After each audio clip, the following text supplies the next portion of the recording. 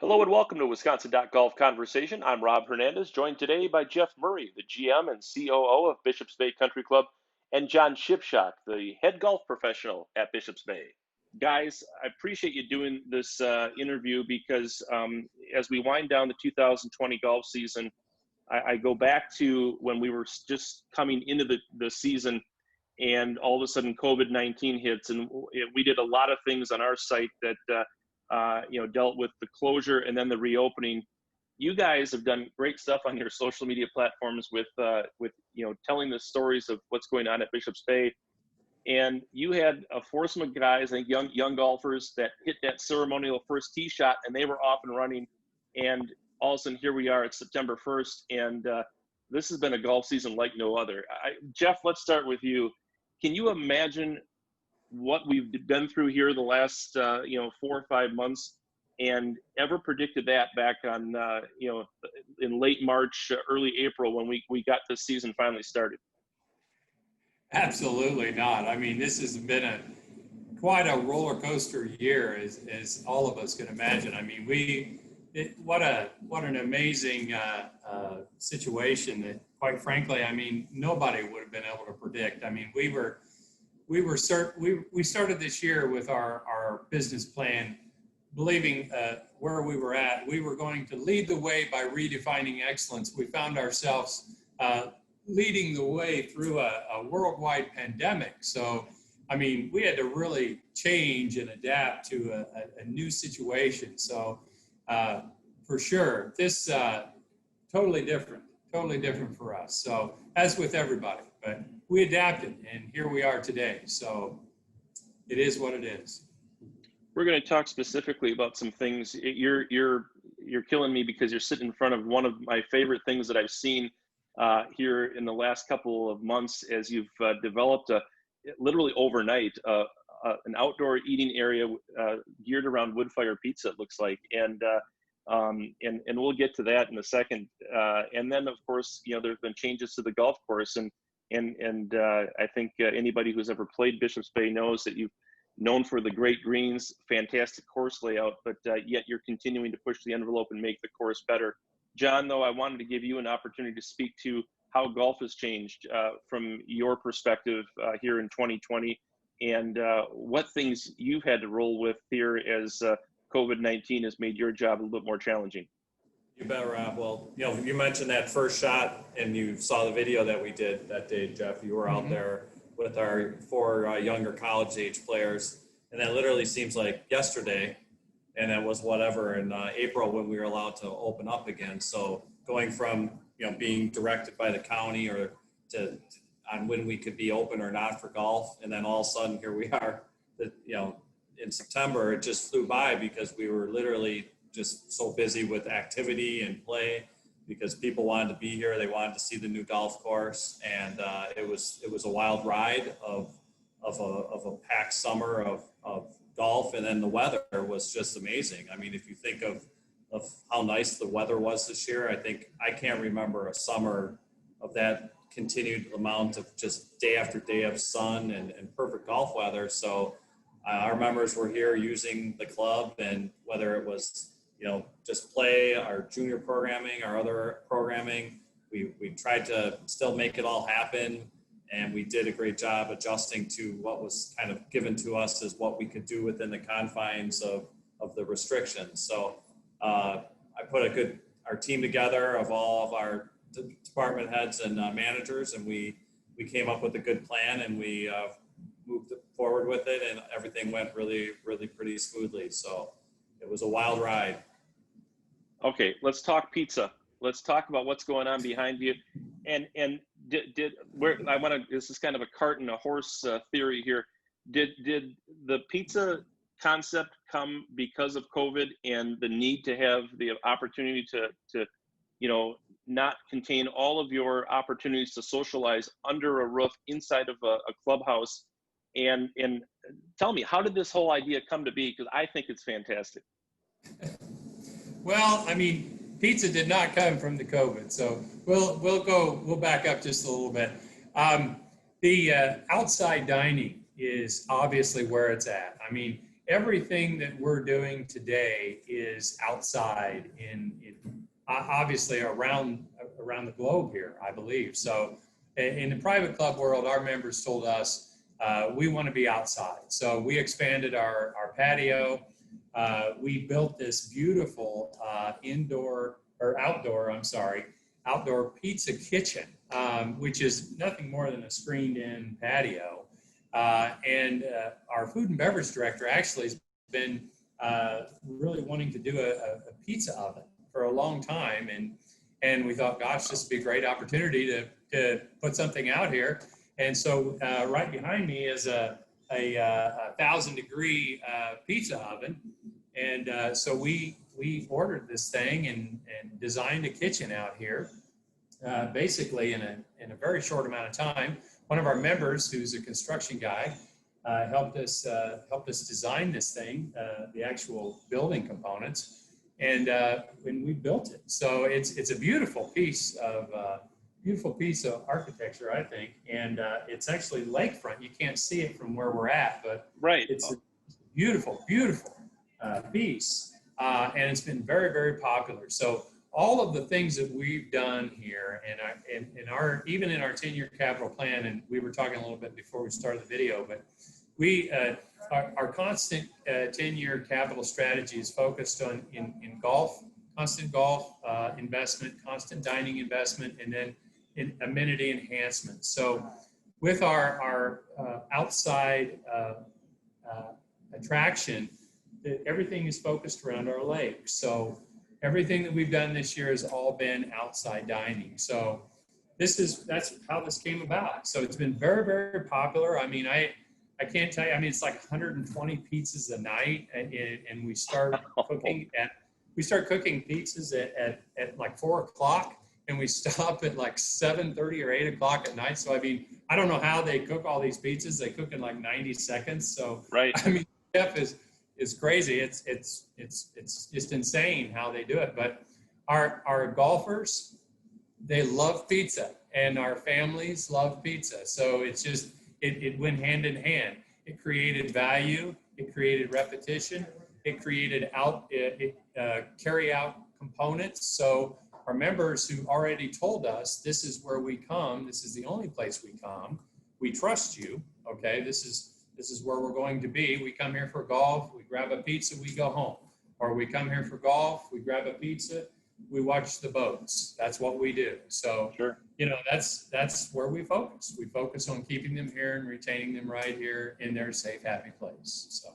Well, and out where I live here, we've got a franchise called Blaze Pizza that specializes in those kind of pizzas. And you're right. I don't understand how it's done. It's like making a sub sandwich in the sub line. You tell them what ingredients you want. They put it on a piece of pizza on a crust, and they throw it in the wood fire oven, and before you know it, it's done, and it's a great taste, and especially, and you mentioned the lake. I can see it over John's shoulder there, and I'm the view, and we'll get to the view of 18 here in a second, but yeah, I mean you can only have one view of the Capitol in your angle. Would you say it was underutilized at any point? You've always had the patio, but now you're expanding on what I feel is one of your greatest strengths as a club, and that's kind of the more upscale, the more adult-like, terrace approach to being able to enjoy the summer in Wisconsin. Yes, without a doubt. I mean, we opened up our 1,000 feet of lakefront here. We've kind of opened this space up all together. I mean, this was a yard, for the longest time. I mean, we built a patio. We've opened this up. We created our banquet space over there, and we even opened up when we redid the 18th green. We opened up that space as well. So I mean, you can literally from anywhere in the clubhouse, when we redid the clubhouse 2.5 years ago, just about anywhere you're walking in the clubhouse, you can see, right out to Lake Mendota. It's absolutely breathtaking. So I mean, why wouldn't we market onto that? That amenity. I mean, that's where we want to be. We want to see the lake. We want to see the golf course. So.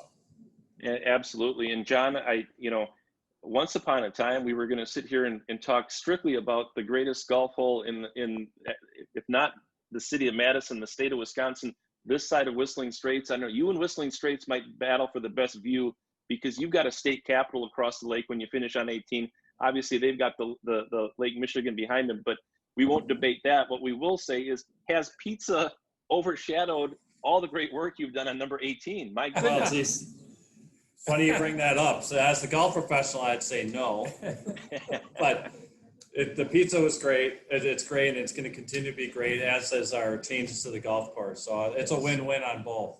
So John, But, tell me about 18. I mean, you've kind of, from when I got to play it in June, you've kind of now given the golfer the opportunity to enjoy the hole from the second they tee off till they hit the green.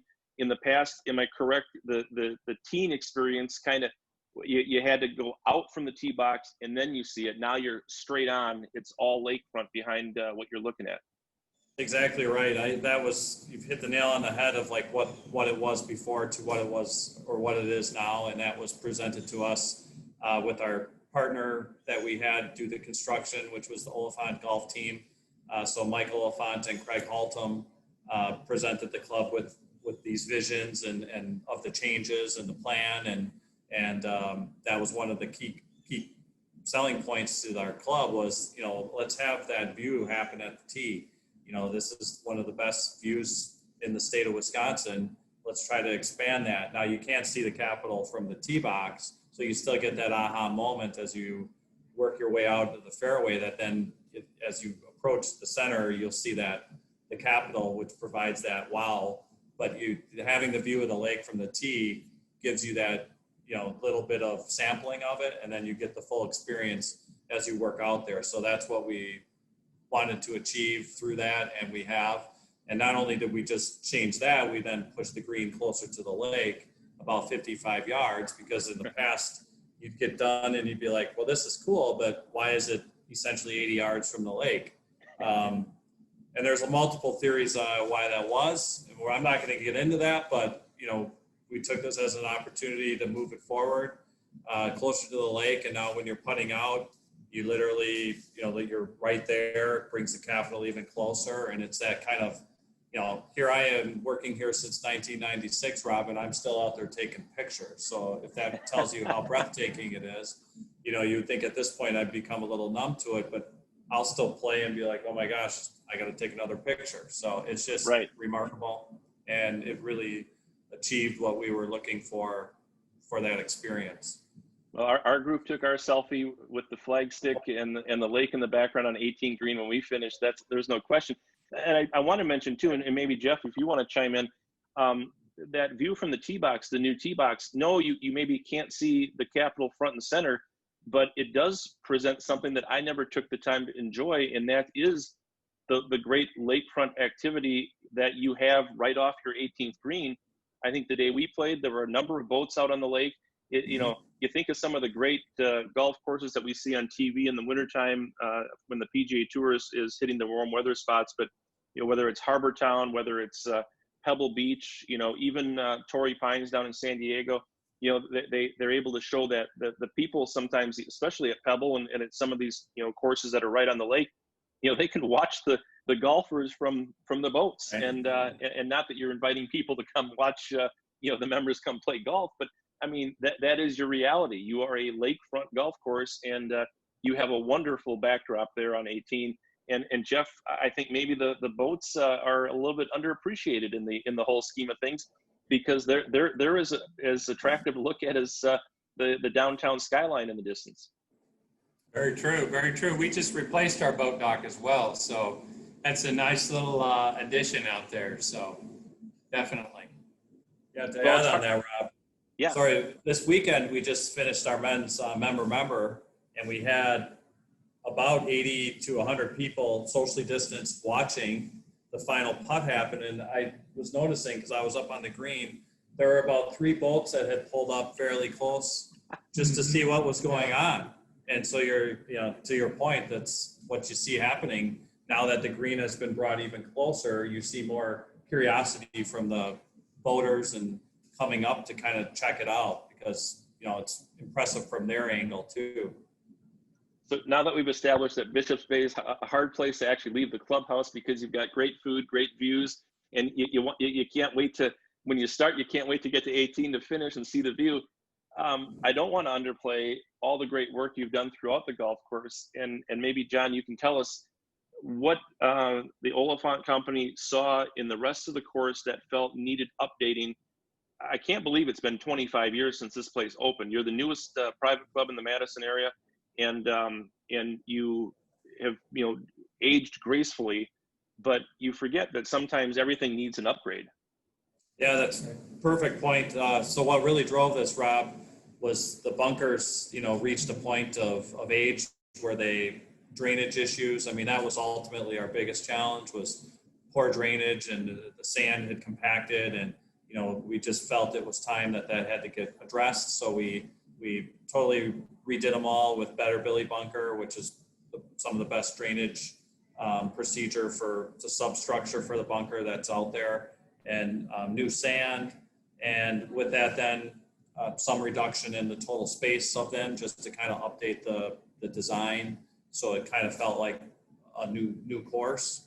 And so that was the kind of the intent, was while we're doing the bunker enhancement, let's apply some changes we think can be done to kind of provide a new look and a new feel to the course, and just start fresh to some degree within the confines of the current layout. So obviously, that's what drove it. Right. And so 18 is the headliner. What is there another area of the course that you feel benefited greatly that golfers will see in terms of being a noticeable improvement, or is it just kind of everything all together, especially with the bunkering? I think there's a few key components. I mean, we've added some Dura Edge bunkers that are sod artificially lined. It's sort of like a signature, which is, plus some struggle with them because they're higher lipped, but it's a conversation piece, kind of a rememberable thing that you get done and be like, oh yeah, those bunkers are cool. They're set into some of the slopes where they fit into the course nicely. So that was done, but really I think what the goal of this was to get done, and after you've played it now all summer, you think back, well, how was it even previously? Because it just now seems like this is how it always has been. So I think that's where we're at. I think most of the golfers that come here, they may not even notice some of the changes, and that's okay too. We like what we had. We just thought there were opportunities by taking bunkers away and having the fairway grass run off and come into collection areas was a great fit. You see that happening all over at courses, whether it be, we just played Pine Hills yesterday, and they've done the same thing where they're bringing fairway grass off the greens. It's just a current trend, and we thought we did that everywhere. I mean, that's the biggest thing, Rob, that in addition to the new bunkers, is pretty much every hole now has runoff areas and we have great slopes that allowed that to work and fit, and that's been a really neat feature. So the Dura bunkers and the changes to 18, I think, has been the biggest thing. And our sand. Yeah. Right. Yeah. We chose a sand that has a better appearance. It's lighter in color, so it pops real nice. And the flashing of the bunker edges is dramatic enough that it just fits really neat and nicely to our course design. So Jeff, you now have all aspects covered. I mean, you've got improved golf experience, you've got an improved outdoor dining experience. As you look back on 2020, what have we learned from the way to manage a club and manage golf through trying times, through a pandemic? And what are some of the things that you think will go forward as we try to emerge from this period of history and maybe kind of retain some of the energy that has been created in both the public and private golf communities? I think it's taught us a better ability to adapt. I think it's taught us to not set back on our familiar spaces. Too often in private clubs we get familiar with things and we get in commonplace, and I think this situation has made us become more aware of our surroundings, to be more adaptive. I mean, John and I and our professional team has had to adapt on the fly very quickly with our business model. We had to change everything very quickly to be able to survive in this pandemic. And it certainly wasn't easy. It hasn't been easy. It's not over. But No. I think that's a big thing that we learned from this, and we're continuing to grow. I mean, we're evolving our model. Our 10-year master plan is evolving right now. I mean, we've continued our capital strategy. We're going to continue our capital strategy. We're not going to stop in this situation. I mean, we've been able to grow during this situation. We're going to continue to grow, but it's because we've been aggressive. And I do believe that the best thing is to continue to focus on gathering as much information as you can out of this and keep going. So, I mean, that's really what we've been doing. So we've been listening to our members and doing everything we can, communicating well, and doing everything humanly possible in adapting. So. John, you mentioned you played in a section event yesterday. I have to imagine as you guys get to this stage of the year, I know your section championship is coming up in a week or two, that everyone's kind of maybe not breathing a collective sigh of relief, but they're, maybe at least trading stories about what's worked, what hasn't worked. And, before we came on the video, you mentioned, adapt beats canceling. And you've gone out of your way to make sure that you provide opportunities. Tell me a little bit about that mindset and how that might also perpetuate once we're through this pandemic. Well, I mean, I think it would have been easy, right, to just say, well, let's just scrape everything off and just say you can come play golf. But we knew our members expected more than that, and quite frankly, we're professionals and we can figure out a way to make it work. So we did, and I think going forward that has to be the attitude. Our section has done a very good job with that, whether it be through the junior programming. My daughters played in those tournaments and through our section events. So we've tried to follow that, and same with the Wisconsin State Golf Association. Honestly, they had their senior best ball here in May, and the way the tee time structure worked, we used it for all our golf outings, and we're able to have golf outings outside, fundraising events following that same kind of template, and it's worked great. And it's a lot of the golf outings have canceled, and we've spoke with our partners with that would have events here and said, well, we think we can still do this event for you. You can still attract your, participants to come and donate and support your cause, which they want to do.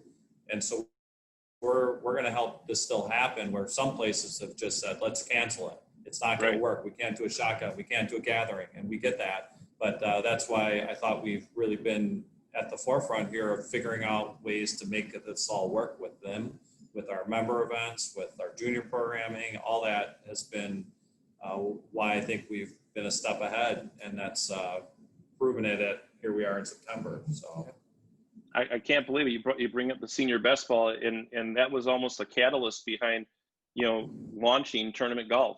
We weren't sure at that point we were going to have it, and if we were, how long it was going to be. And like you say, your daughter's now in the high school competition. So a lot of what you did back in May, with the WPGA and the junior tour and the WSJ events is really, given guidance and leadership to now, being able to have some semblance of a high school season. And we just kind of take it one day at a time, don't we, as we go forward? And is that kind of the approach now as you guys go into the winter and as we kind of close out our Wisconsin.golf conversation?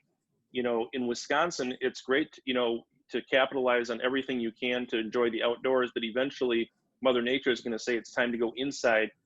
How does that happen normally in a quote unquote normal year, and any changes that you see forthcoming in a COVID era that we have to worry about as we get into the interior part of the golf season? I think we're going to be really concerned about the winter season for for private clubs. That's for sure. I mean, we are very concerned. I mean, we're actually planning our enclosure of our pizza kitchen. We talked about that. So we're putting mechanical sides on this thing so we can continue to process this. But no, it's a big concern. for all of us, because our members don't want to go inside. Our members want to be outside. So, we don't know how this is going to evolve as we move, as this pandemic moves forward. So, I mean, that's the great unknown, but we will adapt. We'll do everything humanly possible. So, what I predict, Rob, most years when it gets about 45, we'll get about 20 people playing. I'm expecting that to be still 60 to 75 or even more, because I think people are going to realize, oh my gosh, in 2 or 3 weeks, it's going to be closed. And would I rather be sitting inside, not being able to do anything, or should I tough it out and go play when it's 45 out? Heart heaters. Right. So I'm going to sell a lot of cold weather clothing this fall, winter mitts, all that stuff. So we better be prepared for that. Propane heaters. Right. Well, and lastly, I know John is a wonderful golf instructor. How are you as a ski instructor? Well, funny you bring that up. I'm state champion for ski racing in 91 and 92. Well, you probably didn't know that. I did not know that. Not individual, but my team. I was on the championship team. 91. Now I'm dating myself a little bit, but. I do like some winter sports activity. Okay. So I'm just watching you two guys and being inside of something that came as the result of a great idea. Your wheels are turning all the time. So I have no doubt, as apprehensive as you are about what's next with the winter, you're going to make it work because you've done it already. I can tell this is a challenge that you guys are eagerly awaiting. We're going to give it our best shot. Yes, for sure. Well, that's Jeff Murray and John Shipshock out of Bishops Bay Country Club in Middleton, our guests here today on the Wisconsin.Golf Conversations. Guys, thanks so much for your time and continued success out there at Bishops Bay. Thank you. Thanks, Rob.